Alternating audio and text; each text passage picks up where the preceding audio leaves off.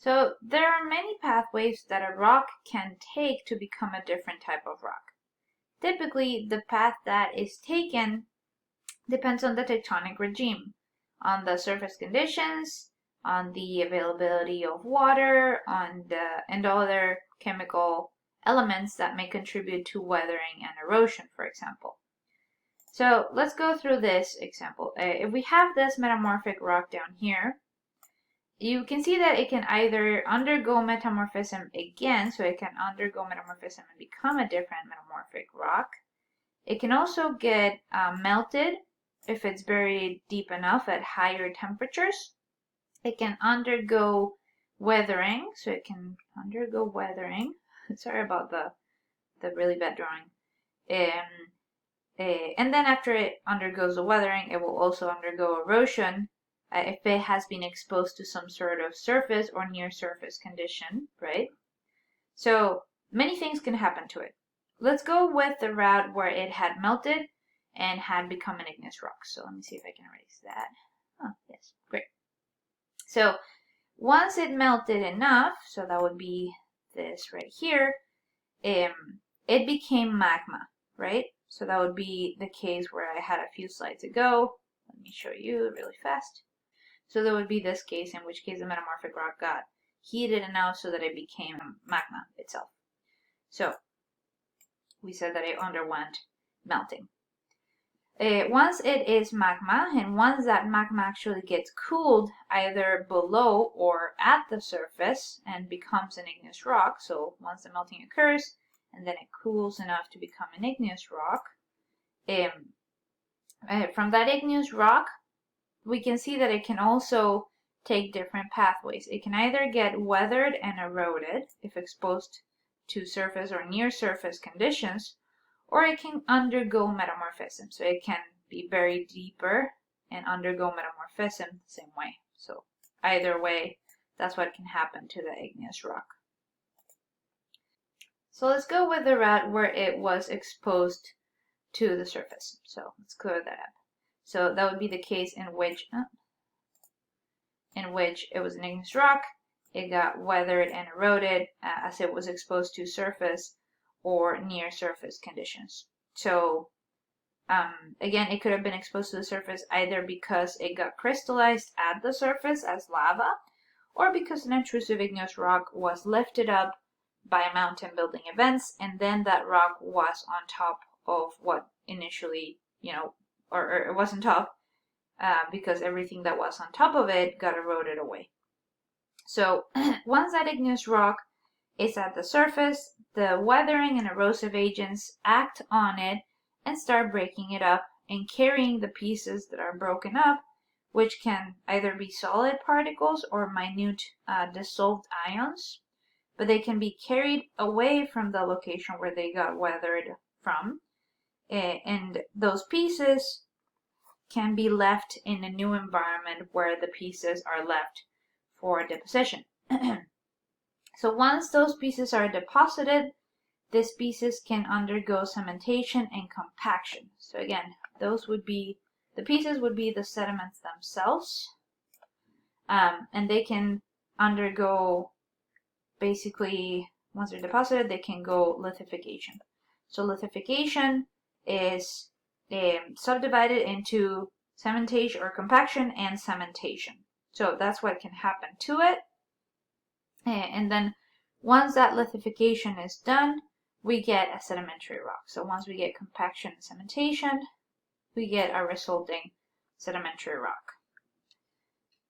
So that sedimentary rock can get buried by more sediment and eventually get buried so much that it experiences a lot of heat and pressure, so it can get metamorphosed, or it can get weathered and eroded itself.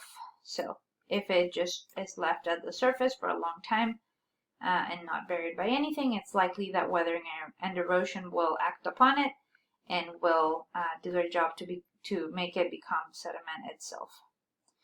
And so starting the whole sedimentary rock cycle again. So again, those are examples of just to show you how a rock can change easily from one type to another, depending again on the tectonic regime, on the availability of water, the weathering and erosion, so on and so forth. I guess the presence of different chemicals. Yeah, many things. So there are many of those configurations that can happen to a rock. And also it is important to point out that many rocks may have gotten fully destroyed before they got made into some other type of rock, which in truth implies that within our Earth's rock record, we may not be able to see all of Earth's history, right? So, for example, the first rock, let's assume that it was an igneous rock, could have undergone some of these processes, and that rock no longer may be on Earth because it already underwent other processes and it may have formed another type of rock. So the first rock that we may have had on Earth no longer exists because it already went through some part of the cycle. Okay? So our Earth's record is not complete just based on the rocks that we have on Earth. So if we were to have this class and more specifically this lab in person, I would be showing you samples of all the rocks that I have pictures for here right now. But obviously, as this is an online class, here are just a few sample images for you to take a look at. So on the left-hand side, we have sedimentary rocks. On the top is a sedimentary rock called coquina. So this is a sedimentary rock made up mostly of shells, as you can see. And those shells have been cemented together, basically.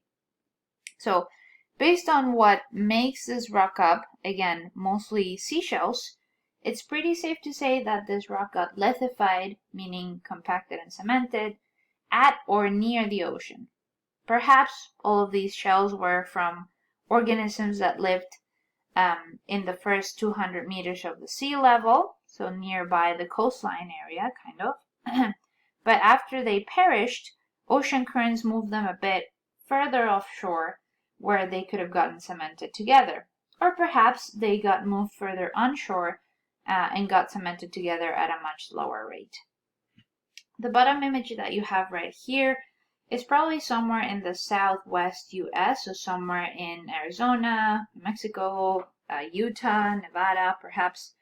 And what you're seeing there is a set of sandstone layers. So all of these guys are different sandstone layers that appear as nearly horizontal layers. So the sandstone, before it got lithified, again, compacted or cemented, was probably some Aeolian sand dunes. Aeolian means wind-driven or wind-carried. So these were sand dunes that eventually got lithified into sandstone, and if it is from the southwest US, this probably happened about 200 million years ago. So about 200 million years ago, these were just sand dunes and eventually got lithified into the sandstone that we're seeing right here. The middle two pictures that we have are of igneous rocks. So the top picture is an intrusive igneous rock called granodiorite, so which is a rock being between a granite and a diorite. Both of those are types of intrusive igneous rock. So this rock is pretty common in Idaho, especially in the national forest areas in the middle of the state. And this is because we have the Idaho batholith, of which I may talk about later in the course as well. So I know this is an intrusive igneous rock based on the crystal sizes that I see in this rock. So each of these crystals are visible to the naked eye, right? So I see this one differentiated from this one, differentiated from this one, and I see them with just my naked eye, meaning I don't need to use a magnifying glass or a microscope or an SEM or anything like that to see the individual crystals that make up that rock. And the reason that these crystals are so large or large enough for me to see without any magnification scale is that they hint toward, and why they hint towards an intrusive igneous rock is because they cooled slowly. So when a crystal cools slowly, it has a lot of time to grow. It grows until it no longer has space to grow. And it will no longer have space to grow, probably because other crystals will have taken that space, or perhaps have taken the elements that were initially available in the magma. before it got crystallized.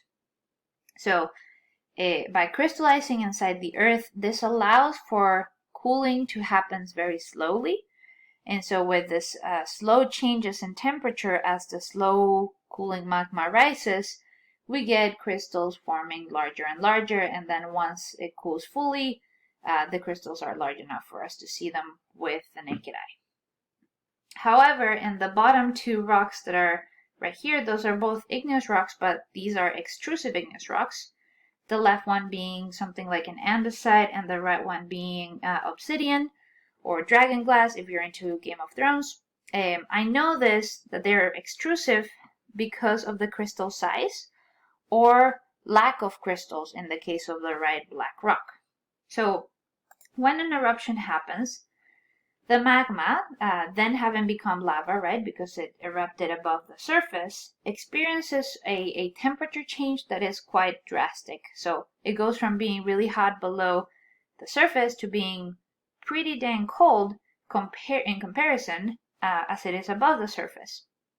So it goes from being really hot to really cold, which makes the cooling process be very fast. And so by those crystals or the elements that were in the magma in the lava to have to cool so fast, any crystals that may form will form really fast. And so they will be very tiny once they are all there, once they all come together. So a similar happens when there are no crystals. There's not even enough time for them to start forming prior to the crystallization of that lava, prior to that cooling. So no crystals form in this case.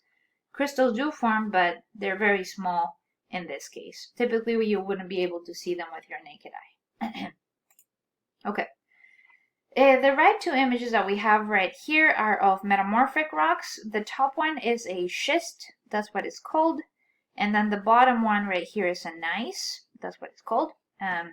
Both of these types of metamorphic rocks show foliation. So foliation means that they have an alignment of the grains into some sort of layering. So you see in this case, the layering is even folded, but overall they're just kind of layered. It's a nice alignment pattern, and in this case as well. So we see that they're aligned kind of in bands like this.